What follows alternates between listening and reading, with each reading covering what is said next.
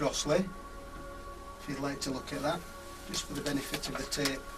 Dr. Shipman's eyes are closed and he didn't look at the photograph at all. Can you remember Lily Crossley at all?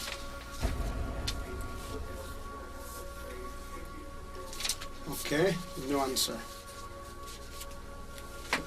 If I can also, it's going to be awkward this, keeping standing up and walking around, but I think this is what we're going to have to do. You might want to just sit back a little bit and I don't keep pushing in front of you.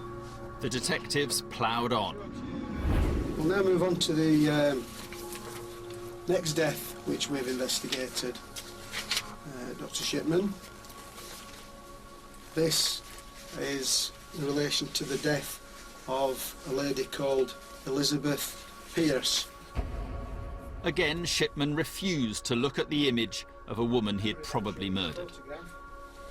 That's Elizabeth Pierce. The three ladies there, it's the elderly lady dressed in black.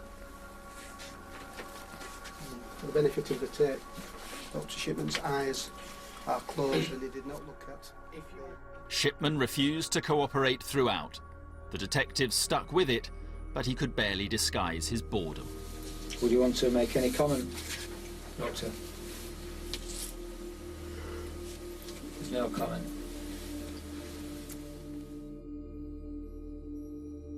West Yorkshire's investigation pointed to Shipman's involvement in at least 9 deaths in Todmorden.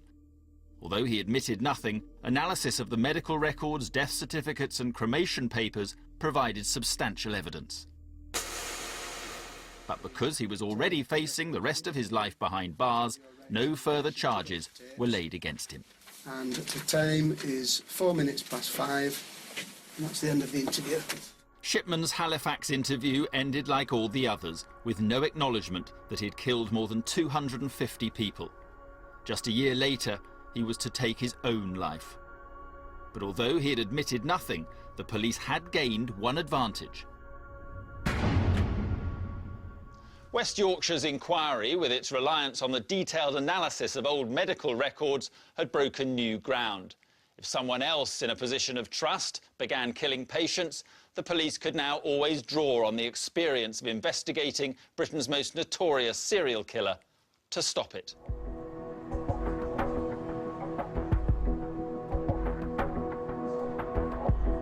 And they didn't have to wait long.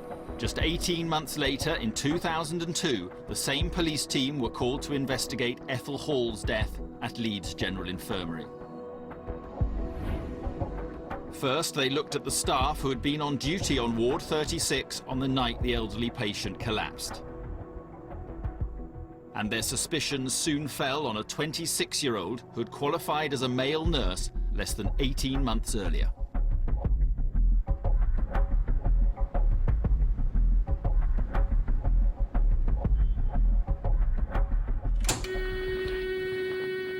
What was your full name, please, Colin, and your date of birth? Colin Norris, 12th of the 2nd, 76. We're going to talk to you today, Colin, about you being arrested for the murder of Ethel Hall. That's you, Colin, there. And this is your movements on the ward from the 19th, from when you've come on duty. Looks like I did the most work. Norris admitted he was the last to see Ethel Hall before she went into a coma.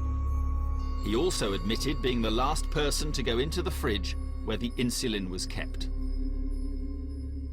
I've been on the scene all night because I've been at work since 8:45 the previous night. Absolutely, but we've got you there. You, Colin, are the only person from records and on your own admission that are there at 4:30, half an hour before. But Norris was confident that these facts alone proved nothing. Obviously, if somebody was going to kill someone, they wouldn't leave their signature, would they? What do you mean by that? To say that they were there. I was doing my job. You were doing your job? Yeah. But at the same time, you were also injecting a patient with insulin. No, I wasn't. You're sitting there saying, you suspect, you presume, you blah, blah, blah. Colin Norris grew up in Glasgow with his mother and stepfather and had worked as a travel agent after leaving college. But he told police he'd always wanted to be a nurse, so after a few years, he decided to retrain. Just being able to make a difference in people's lives. I know it sounds really silly, No, but it doesn't. you need to be a certain type of person to do it. I wasn't put on this earth to sit in an office. Right. He trained at Dundee University. His academic record was average, but his clashes with his tutor were memorable. I'm not sure, and me didn't exactly see eye to eye. I had a personality clash, basically because I had one and she never, and she was my personal tutor. After qualifying as a nurse, Colin Norris successfully applied for a job in Leeds. He liked the city, but as in Dundee, falling out with authority figures became a habit. Even with more experienced staff and colleagues, he always felt he was the one who was right. Nobody could tell him anything. And if anyone in authority tried to tell him what to do or to challenge him in any way, he'd turn on them. And he was quite aggressive, you know, and he would be quite, you know, blunt by, you know, telling them where to stick the job almost. Despite being close to his maternal grandmother, Norris admitted finding elderly patients challenging. The smells. The smells. Mm-hmm. I couldn't get used to the smells. When I was bathing female patients, having to wash them down below, I found it difficult to start with. Especially if they were like ages with my gran, and they might have been a bit confused and they couldn't do it themselves. Right. But I always had a female there anyway. Should obviously have to have a needle on the end of it. Dr. Richard Badcock was the forensic psychiatrist who assessed serial killer Harold Shipman. We asked him to look at Norris's interview tapes. The clips of Mr. Norris's police interviews are quite interesting in the body language shown, because he does appear superficially confident and relaxed. And there's a lot of, you know, finger wagging, you know, what do you mean by this? And, but I'm saying, and, well, what do you expect? It would have, if you say, like, somebody came and injected me with that, I would say to somebody, wait a minute, what are you doing? Even when you're giving patients their, like, morphine for through the night or whatever, when you inject them, they do make a noise, because, I mean, have you ever been injected with anything? A lot of quite open body language, as it were, which is all designed to sort of impose his point of view or to project an air of authority. I understand. I mean, I know exactly what you're saying. so somebody would have noticed a noise from the patient, and or if the patient was asleep, they would have certainly woke up if somebody went and injected. He actually was unwittingly helping us nail him at court eventually with his lies and what he thought was being smart and clever and arrogant. It all worked against him eventually. Is there anything else you wish to say What about this? about this? No. 15:02, conclude the interview.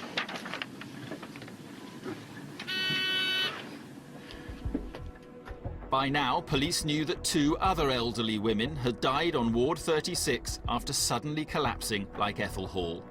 And there was one common factor in all 3 cases.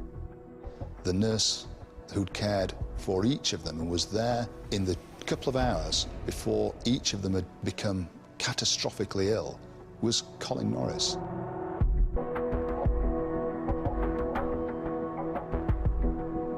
Ward 36 at Leeds General Infirmary, the place where detectives suspected that 3 people had been murdered, maybe more. All the victims had apparently been given a lethal dose of insulin, a substance normally used to save lives.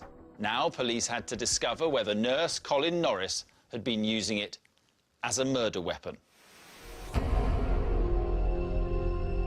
Norris was the last person to see one victim, Ethel Hall, before she went into a coma.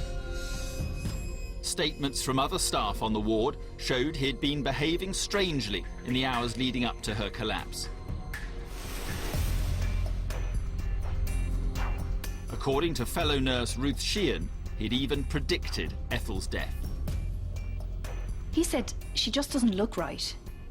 And I said, like, why'd you say that? Like, and he just said, I have a feeling about her. I actually said, oh God, don't say that. Like, I'm very lucky. Nobody ever dies while I'm working, which is a common thing for nurses to say amongst each other. And he said, well, someone always dies when I do nights. And then he actually said a specific time, which I did think was a bit bizarre. He actually said, I predict 5:15 as being the time Ethel Hall will become unwell.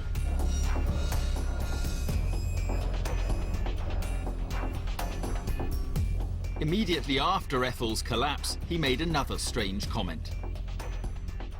He was at her side. He was like facing me. The patient was there in between us. He was there, I was here. He tapped his watch and he said, I think his words were, I told you. There was a clock on the wall behind him and I could see the time there. It was 5 a.m. Can you remember making that comment? I mean, yeah, because it's just like, when you're doing, I suppose you just get it in your job as well, you sort of obtain a black sense of humour. And it was probably said in a joking manner. If you knew me outside of this room, then you would know that I do have quite a dry sense of humour. OK, you've got a dry sense of humour, but you predicted 5:15. Yeah, but I'm no Mystic Meg. I don't know something that's going to happen exactly, did I? I think he was cocky. I think he was overconfident. He was showing off, predicting earlier on in the evening that a patient was going to go off, in his words, so accurately. Helped us with the presentation of the case to say this wasn't just a spontaneous incident where a criminal nurse at work had, for whatever reason, spontaneously decided to kill someone. He'd actually premeditated this hours before, that for whatever reason he was going to kill Ethel Hall with a massive overdose of insulin. And this was his undoing. Well, I don't think for one moment he wanted to get caught. I think he just couldn't resist demonstrating a sense of superior knowledge. I don't think he thought it through. I mean, he was being careless, but I don't think he was being careless by intent. I think he just didn't think about it. No, Colin. No. We've got prescriptions saying that. I'm getting fed up. Colin, Yes. No, right. 3:15 in the morning. The answer is don't answer any more questions. Simply say no reply. Police suspected Norris had injected at least 2 other elderly patients with lethal doses of insulin. But his consistent denials and lack of witnesses who'd seen him do it meant he was released on bail. Detectives then delved further into his background. They began examining every death on the 2 hospital wards where Norris had worked. Records revealed there were 72 deaths on the 2 wards during the relevant time periods. We had to look at whether those 72 were suspicious or not, so we put in place a panel within the Trust of medical experts who looked through the various notes.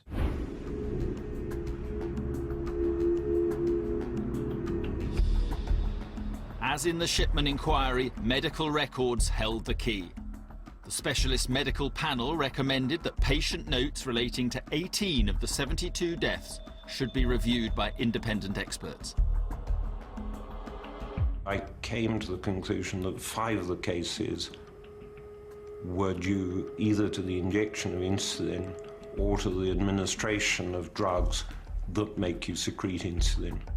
The police had exactly the same advice from the other 2 experts who'd looked through the files independently, and I think that gave the police confidence.